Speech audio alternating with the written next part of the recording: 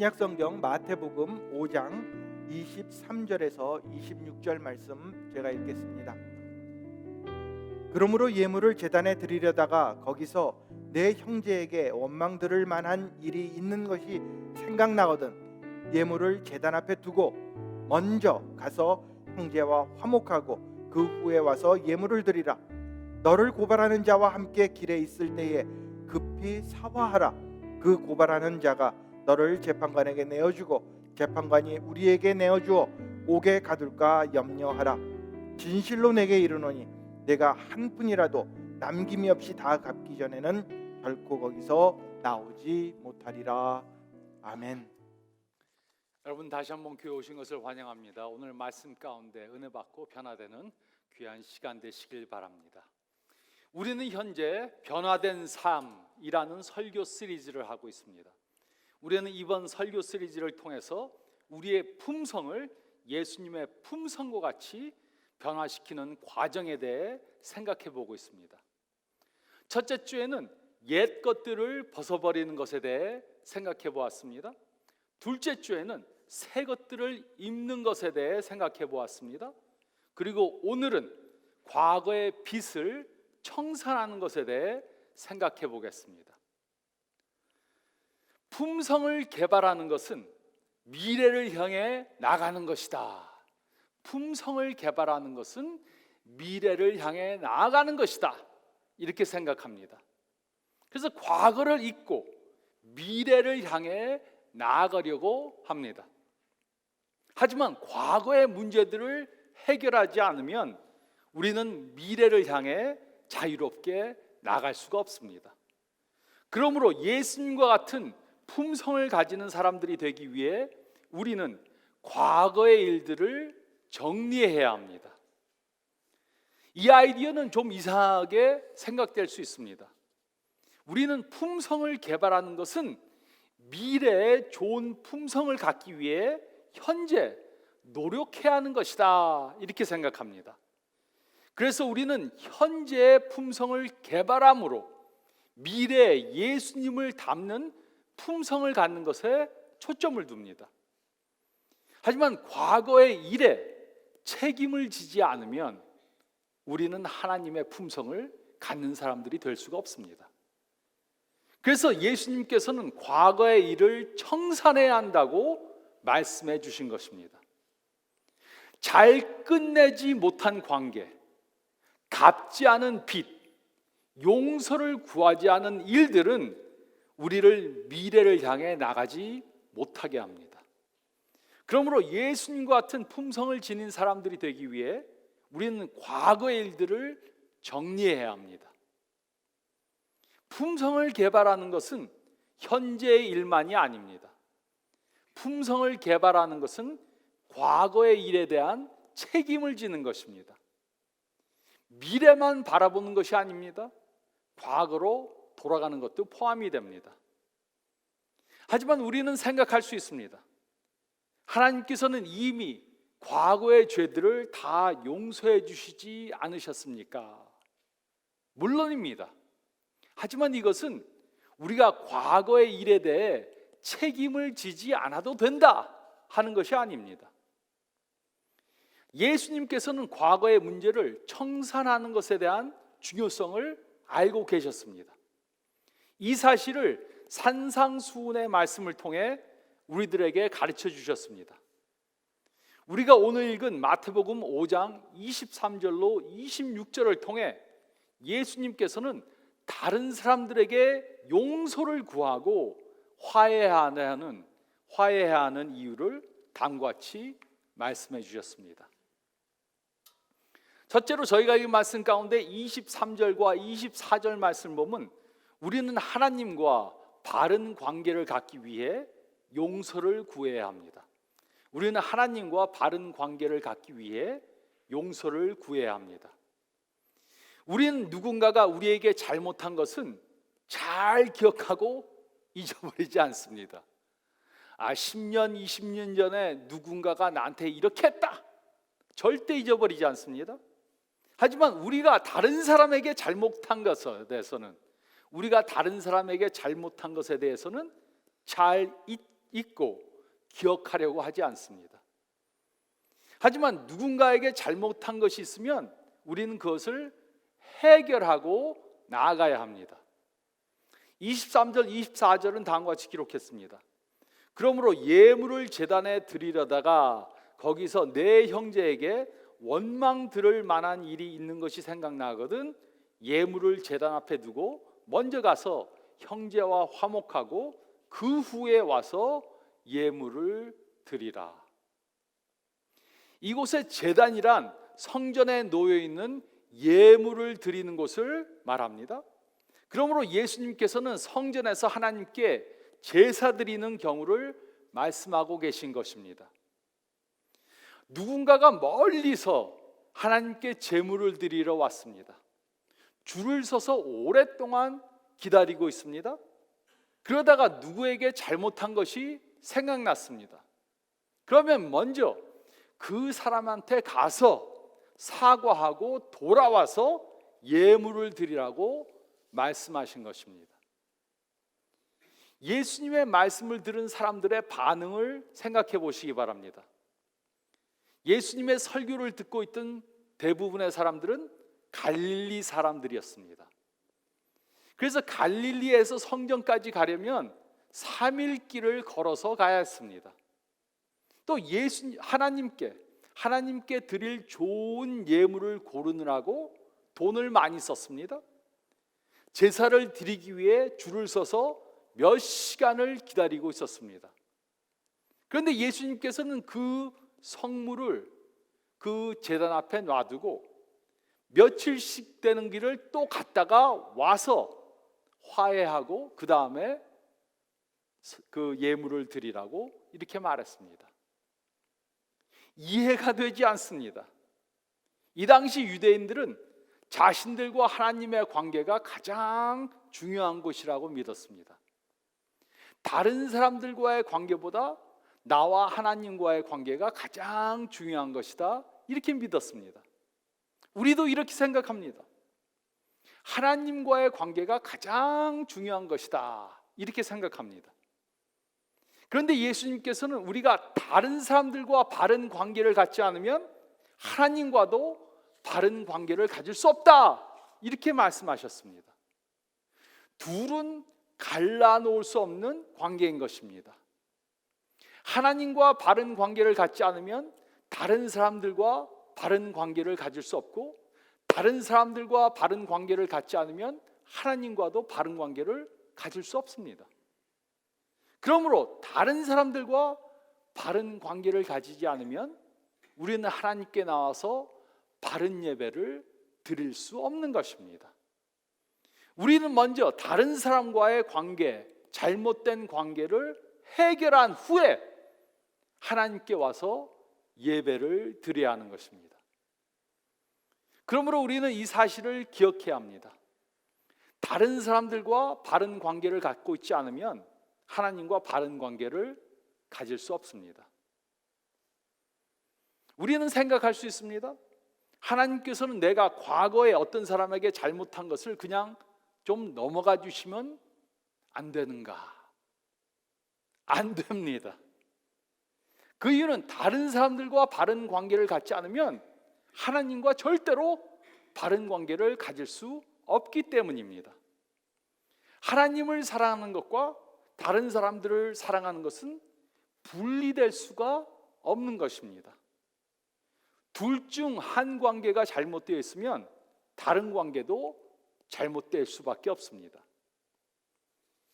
하나님께 과거의 죄를 용서함 받았다고 그 죄에 대한 우리의 책임이 없어지는 것이 아닙니다. 이와 반대로 과거의 죄를 용서받았기 때문에 우리는 과거의 죄에 대한 책임을 져야 하는 것입니다. 예수님께서는 우리의 죄를 용서해 주시기 위해 큰 대가를 치르셨습니다. 이 사실을 믿는다면 우리는 우리가 치러야 하는 작은 대가를 치러야 합니다. 어느 교회에 싸움이 일어났습니다. 서로 미워하고 경찰까지 부르면서 싸웠습니다. 두 파로 나눠져서 예배도 따로 드렸습니다. 그런데 오늘 말씀을 보면 하나님께서는 이 두 파의 예배 중에 누구의 예배를 받으셨습니까? 오늘 말씀을 보면 둘 다의 예배를 받지 않으신 것입니다. 누구에게 잘못한 것을 해결하지 않고서는 하나님께 바른 예배를 드릴 수 없습니다. 그래서 우리가 혹시 다른 사람들한테 잘못한 것이 있는데 그것을 화해하지 않았으면 오늘 드리는 예배는 헛 예배를 드리는 것입니다. 우리 중에는 이렇게 생각하는 사람들이 있을 수 있습니다. 예배 중에 내가 은혜를 못 받는다. 목사 책임 아닙니다. 여러분이 다른 사람하고 싸웠는데 그것을 화해하지 않고 이곳에 있으면은 이곳에서 드리는 예배 중에 은혜 받지 못하는 것이 목사 책임이 절대로 아닙니다. 우리가 화해하지 않고서는 하나님께 바른 예배를 드릴 수 없고 하나님께 축복받는 예배를 드릴 수 없습니다. 우리는 하나님과 바른 관계를 갖기 위해 용서를 구해야 합니다. 또 두 번째로 저희가 읽은 말씀 가운데 23절과 24절 말씀을 보면 우리는 하나님께 용서함 받은 것을 증명하기 위해 용서를 구해야 합니다. 우리는 하나님께 용서함 받은 것을 증명하기 위해 용서를 구해야 합니다. 23절 24절은 다음과 같이 기록했습니다. 그러므로 예물을 제단에 드리려다가 거기서 내 형제에게 원망들을 만한 일이 있는 것이 생각나거든 예물을 제단 앞에 두고 먼저 가서 형제와 화목하고 그 후에 와서 예물을 드리라. 예수님 당시 사람들은 성전에 가서 하나님께 예물로 제사를 드림으로 예배를 드렸습니다. 하지만 많은 사람들이 그 제사의 의미를 잘 알지 못하고 제사를 드렸습니다. 그들은 자신들이 하나님의 율법을 범한 죄인이라는 것을 잘 알고 있었습니다. 그러므로 그들은 제물을 가지고 와서 제사를 드림으로 자신들의 죄가 사함을 받았다고 그렇게 생각했습니다. 하지만 이것은 죄 사함을 받는 것에 대해 완전히 잘못 이해하고 있었던 것입니다. 하나님께서는 이미 아담과 하와 때부터 우리의 죄를 속해 주시기 위해 메시아가 오실 것을 약속해 주셨습니다. 그가 우리의 죄를 대신해서 제사의 제물로 돌아가실 것이라고 약속해 주셨습니다. 그러므로 구약 시대의 제사는 예수님께서 이루실 것을 보여주는 예에 불과했습니다. 사람들이 제물을 가지고 와서 제사를 드리는 것은 그들이 메시아가 오실 것을 믿는 믿음을 표시하는 것이었습니다. 제사를 드리는 것은 예수님께서 이루실 일을 믿는다는 믿음을 보여주는 행동이었습니다. 제사를 통해 죄를 용서함 받는 것이 절대로 아니었습니다. 이와 같이 우리는 예배 드리러 나옴으로 우리의 죄를 용서함 받는 것이 절대로 아닙니다. 우리가 오늘 예배 드리러 나왔다고 우리가 지난주에 죄 지은 것이 예배를 통해서 용서함 받는 것이 절대로 아닙니다. 그 대신 우리는 예수님을 통해 이미 죄의 용서함을 받았기 때문에 지금 예배 드리러 나온 것입니다. 하나님 감사합니다. 죄를 용서해 주셔서 너무나도 감사합니다. 믿음의 표시로 예배 드리는 것입니다. 그런데 이것이 사실이라면 우리는 왜 다른 사람들에게 잘못한 것에 대해 용서를 구하고 바른 관계를 가져야 합니까? 하나님께서는 우리의 죄를 용서해 주셨지만 다른 사람들은 우리의 죄를 용서해 주지 않았을 수 있습니다. 우리가 잘못한 것 때문에 아직도 화가 나 있고 우리를 용서하지 않았을 수 있습니다. 우리는 그들이 이미 우리를 용서해 줬고 모든 것을 다 잊었다고 추측해서는 안 됩니다. 또 우리는 하나님께 용서함을 받았다고 과거의 일에 대한 아무런 책임이 없다고 생각하면 안 됩니다. 하나님의 용서하심은 과거의 사건에 대한 책임을 없애주지 않습니다. 이와 반대로 하나님의 용서하심은 우리로 다른 사람들에게 용서를 구하게 만들어줍니다. 예수님께서는 우리가 지불할 수 없는 죄값을 지불해 주셨습니다. 이런 사랑은 우리가 지불할 수 있는 죄값을 지불하도록 동기를 주는 것입니다. 삭개오는 이 사실을 잘 이해하고 있었습니다. 그는 아주 악한 사람이었습니다. 그는 다른 사람들에게 많은 나쁜 짓을 해서 돈을 벌었기 때문에 많은 사람들과 나쁜 관계를 가지고 있었습니다. 그러다 그는 예수님을 만나서 변화된 사람이 되었습니다. 그는 예수님을 통해 죄 사함을 받았습니다. 예수님께서는 그의 죄를 다 알고 계셨지만 그를 용서해 주셨습니다. 그때 삭개오는 어떻게 반응했습니까? 누가복음 19장 8절은 다음과 같이 기록했습니다. 삭개오가 서서 죽기 어찌하오되 주여 보시옵소서 내 소유의 절반을 가난한 자들에게 주겠사오며 만일 누구의 것을 속여 빼앗은 일이 있으면 내 갑절이나 갚겠나이다. 이렇게 말했을 때 예수님께서 무엇이라고 말씀하셨습니까? 그럴 필요 없다. 과거는 이미 흘러갔다. 앞으로만 잘하면 잘 된다. 이렇게 말씀하시지 않았습니다. 예수님께서는 삭개오의 너그러움은 그가 변화된 사람이 되었다는 증거란 것을 아셨습니다. 삭개오는 자신이 예수님의 제자가 된 것은 자신의 현재와 미래에만 영향을 주는 것이 아니고 자신의 과거에도 영향을 준다는 것을 알았습니다. 그는 예수님께 용서함을 받았기 때문에 과거에 잘못한 일에 대한 책임을 져야 한다는 것을 안 것입니다. 그래서 우리도 하나님께 용서함을 받았다고 그냥 과거의 일을 덮으려고 하면 안 됩니다.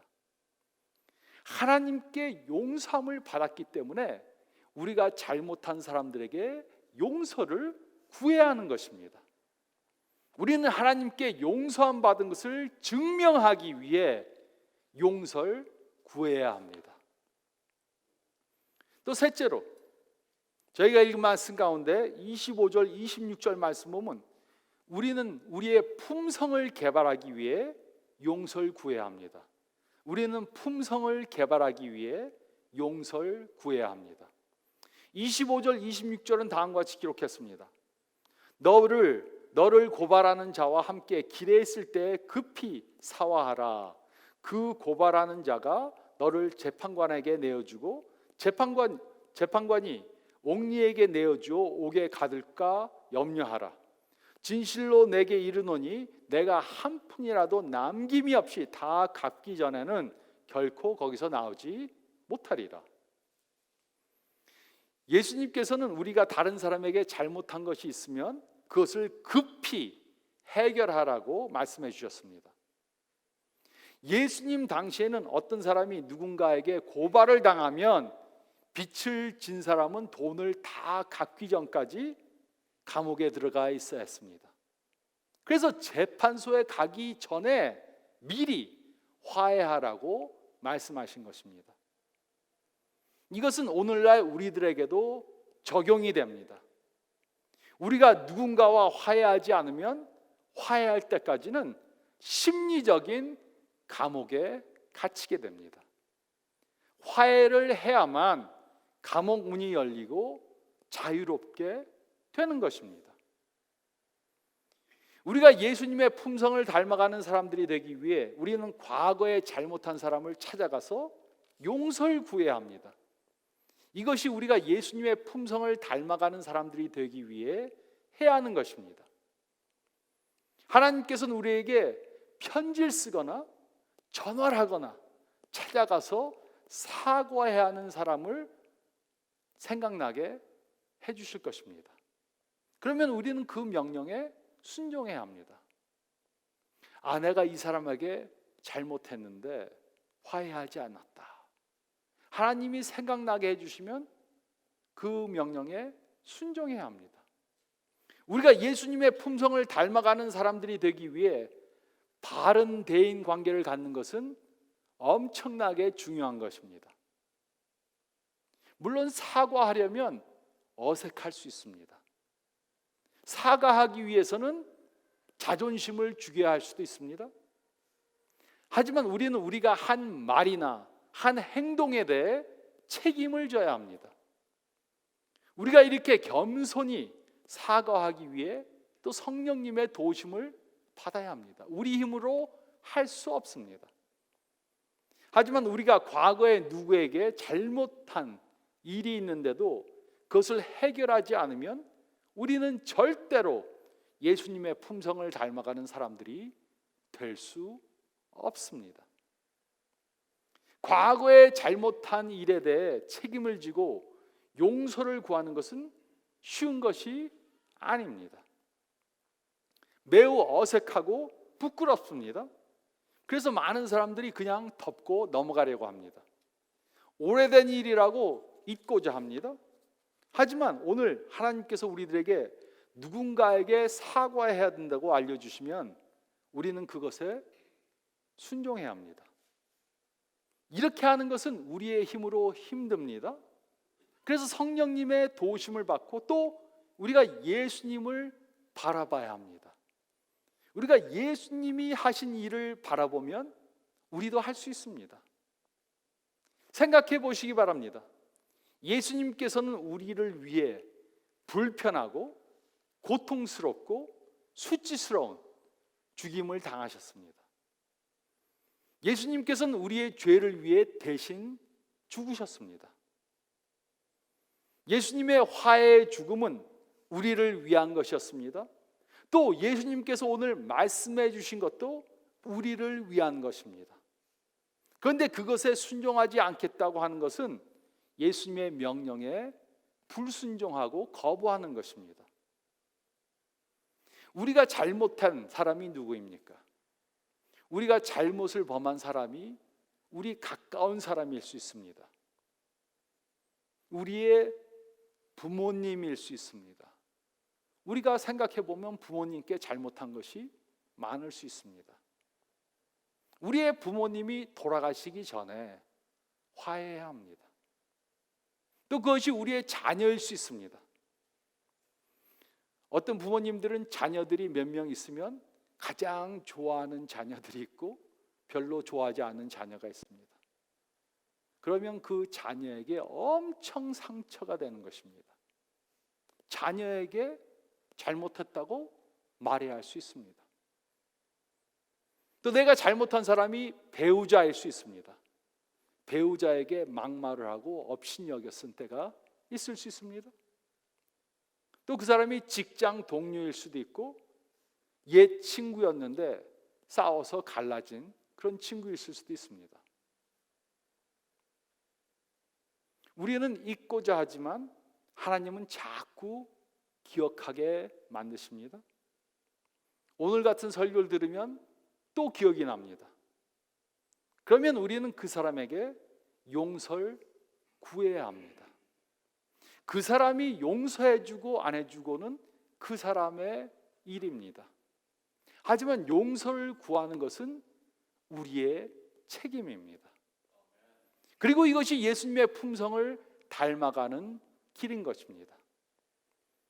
우리가 사과해야 하는 사람에게 사과하고 용서를 구하고 화해하지 않으면 우리는 절대로 예수님의 품성을 닮아가는 사람들이 될 수 없습니다. 우리는 우리의 품성을 개발하기 위해 용서를 구해야 합니다. 우리는 왜 과거에 잘못한 것에 대해 사과해야 합니까? 첫째로 하나님과 바른 관계를 갖기 위해 용서를 구해야 합니다. 하나님의 명령에 불순종하는 것은 우리와 하나님과의 관계를 망가뜨립니다. 사과하고 화해하지 않으면 우리는 하나님께 바른 예배를 드릴 수 없습니다. 둘째로 용서함 받은 것을 증명하기 위해 용서를 구해야 합니다. 우리가 하나님께 죄 용서함을 받은 것을 정말 믿는다면 우리는 다른 사람들에게 용서를 구해야 합니다. 이것은 우리가 하나님께 감사한다는, 우리가 하나님께 감사한다는 작은 감사의 표시입니다. 또 셋째로 품성을 개발하기 위해 용서를 구해야 합니다. 우리는 예수님의 품성을 닮아가는 사람들이 되어야 합니다. 그러기 위해 우리는 우리의 과거의 문제들을 해결해야 합니다. 우리의 현재와 미래는 우리가 과거의 일을 어떻게 처리하는가에 달려 있습니다. 과거의 일을 처리하지 않으면 우리는 현재와 미래에 예수님의 품성을 닮아가는 사람들이 될 수 없습니다. 하나님께서 화해하도록 기억나게 하는 사람이 있으면 우리는 이번 주 동안에 그 사람에게 편지를 쓰던가 이메일을 보내던가 전화를 하던가 그 사람을 방문해서 그 사람에게 용서를 구해야 합니다. 우리가 하나님의 말씀에 순종해서 행하면 우리는 하나님의 치유하시는 역사를 경험하게 될 것입니다. 어떤 사람들은 주일 예배를 드리고 나오면서 오늘 예배 중에 은혜 받았습니다 이렇게 말합니다. 물론 우리가 예배 중에도 하나님의 은혜를 경험할 수 있습니다. 하지만 정말 큰 은혜는 우리가 하나님의 말씀에 순종해서 행할 때 경험하는 것입니다. 이번 주 동안 하나님의 말씀에 순종해서 용서를 구해야 하는 사람에게 용서를 구하심으로 하나님의 놀라운 은혜를 경험하시는 저와 여러분들이 되시기를 예수님의 이름으로 축원드립니다.